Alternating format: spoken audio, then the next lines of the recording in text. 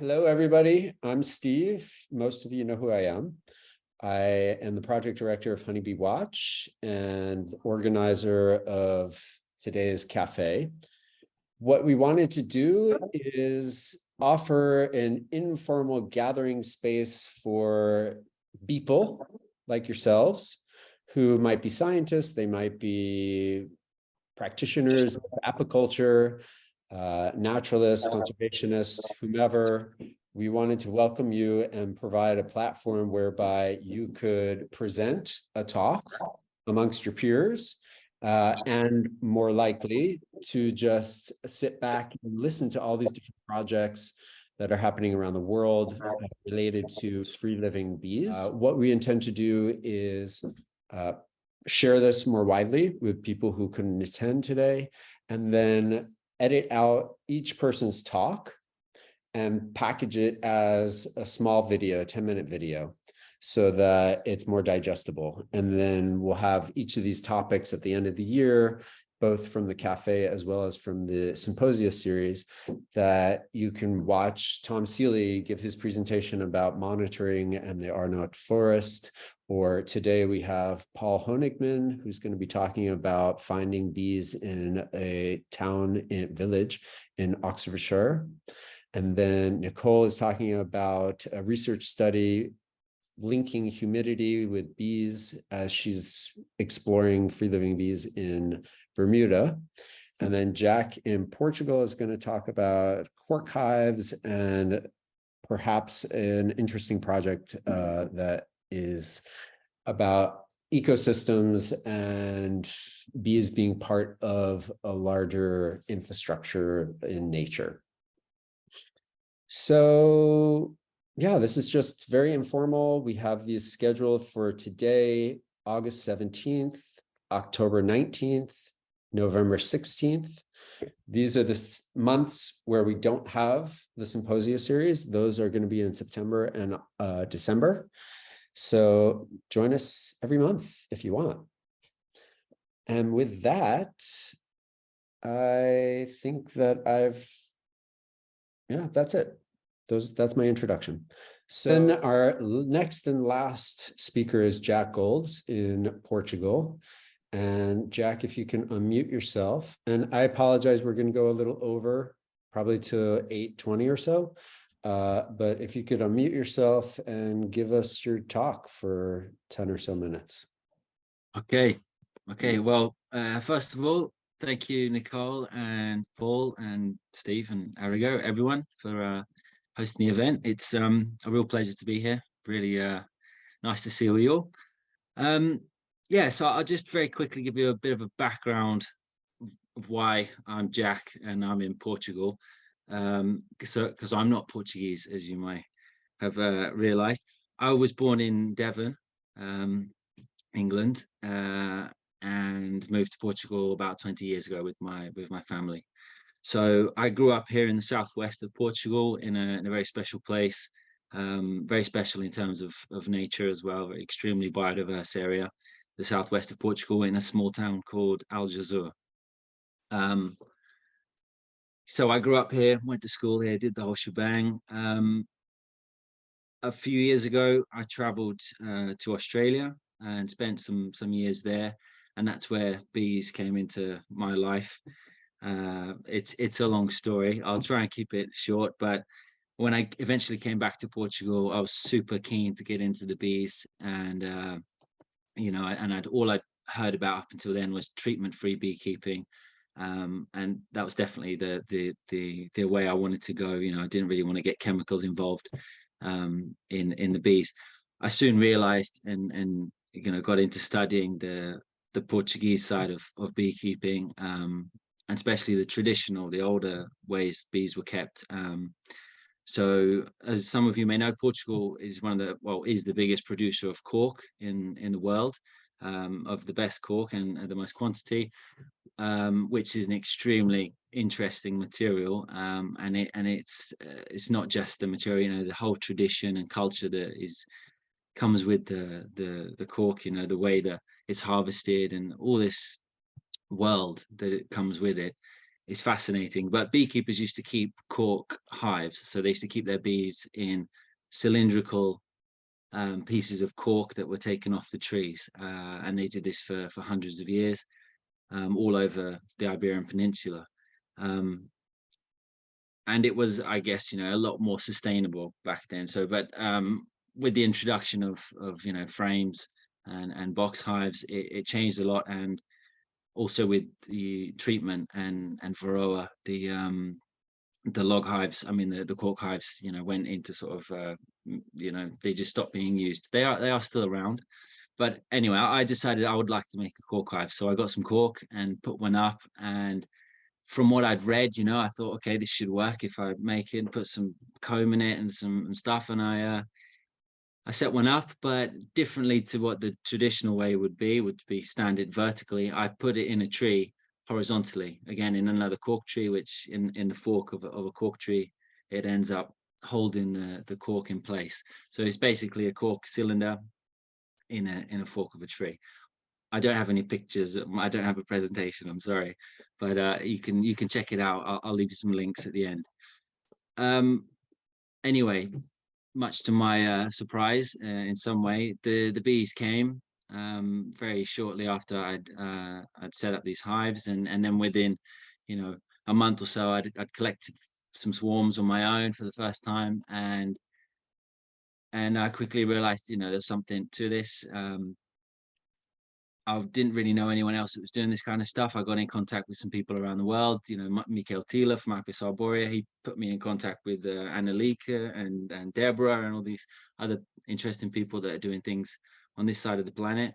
But I started expanding. I put up about 30 cork hives the next year, and started monitoring just based on information that I'd gathered from other projects and just to see why and how things were working. Because the bees, unlike what everyone told me, all the beekeepers I met, they were surviving, and they weren't, I mean, some were dying, but some were surviving. So, that was quite, hopeful. Anyway, down the line, I got into this a bit more.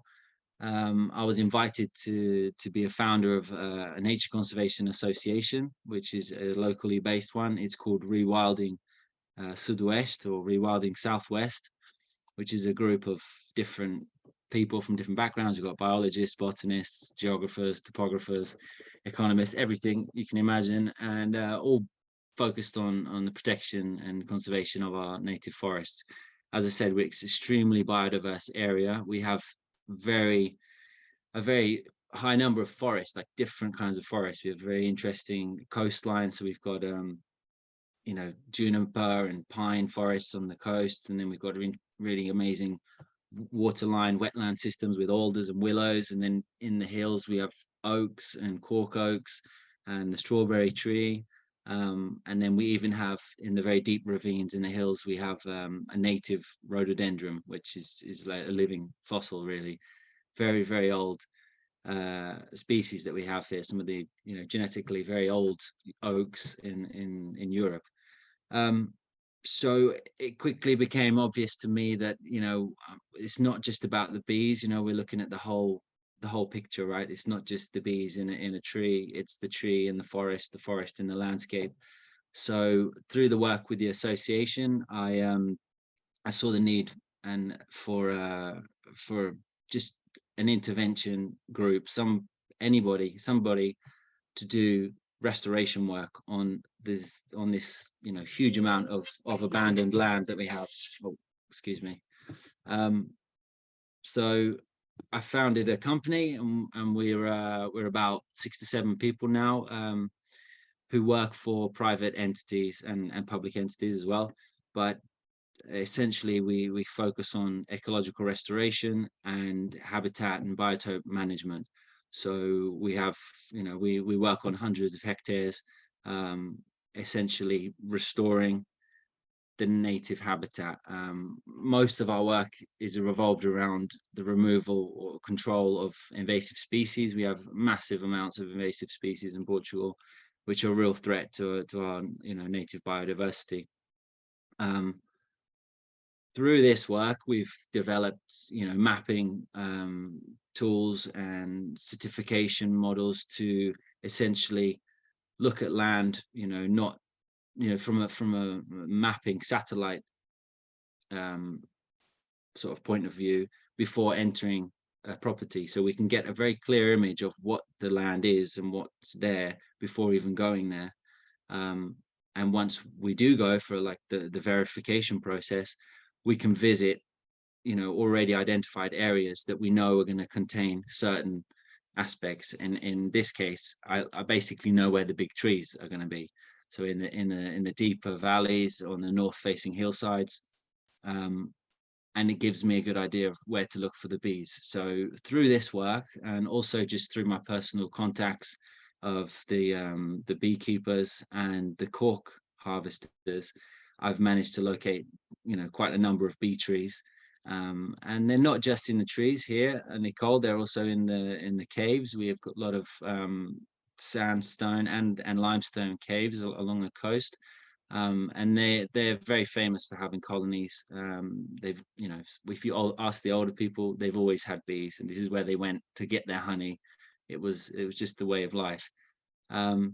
So there are a lot of bees around here. There's a lot of incredible forests.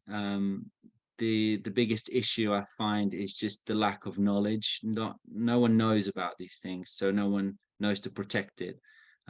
Essentially, a lot of the work we do within the association is mapping. So we've mapped out the big, interesting parts of the landscape that aren't covered in the national parks. They've covered a lot of the eucalyptus monoculture plantations that are so prolific in this country, but unfortunately failed to include some of the most pristine habitats.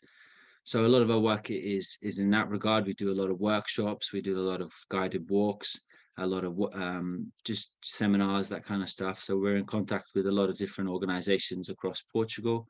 Through my work with the bees, again, I've met so many people that are in this world, and it's been really, really inspiring. Just, I only started 3 years ago, so I always feel like the youngest guy in the room, and to hear all of your stories is really motivating, because it makes me feel like I'm not alone, because there's not that many people doing this in Portugal, I must say. But it's really motivating to hear everyone's stories. But at the moment, yeah, we'd love to apply for some kind of funding for a project, some kind of study, because we have the bees, we have the trees. We just need a bit more of the science, I think, back in things. So I mean, I could go on for a bit more. I don't know how we are for time, but that's kind of things in a nutshell. You're basically exactly on time. It's just the British punctuality, I see. And what's interesting, Jack, is that Deborah, as you know, is working with Alice. I don't know if that's the Alice that's here, Alice. They're working on a research study on a 150 hectare property in central Portugal. And I know that Deborah is looking to create a Honey Bee Watch regional cell, and hopefully you'll participate in that, and maybe collectively you guys can work towards getting the science and applying for those funds, and seeing what's happening in Portugal with the wild honeybees. Yeah. So thank you for giving us your talk and introducing yourself to the group.